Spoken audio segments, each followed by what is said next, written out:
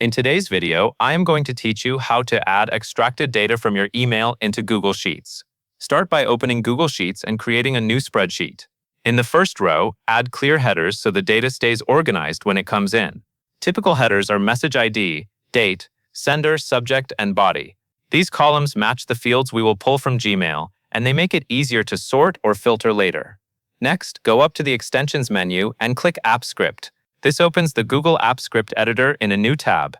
Inside the editor, you will usually see some default code, often a function named something like myfunction. Click inside the editor, highlight the existing code, and replace it with your Gmail export function. The key idea is that the script searches Gmail for a specific set of emails, then writes each message as a new row in your sheet. In your script, make sure the Gmail search query targets what you actually want to export. For example, you can search by label, sender, subject, keywords, or even a recent time window. Keeping the search narrow helps performance and reduces duplicates.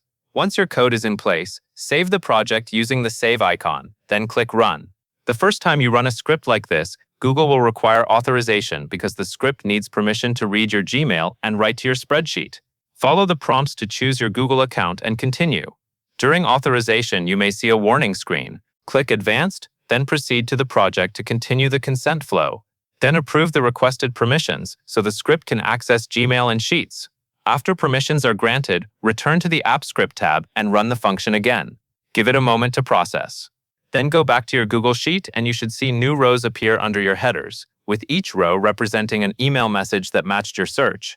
At this point, you can also switch to Gmail and review the messages under the label or area you are exporting from, such as All Mail, and apply any label or filtering you need so future exports stay consistent. When you are ready, run the script again to pull the updated set of messages into the sheet. That covers everything you need to know, and that is all there is to it.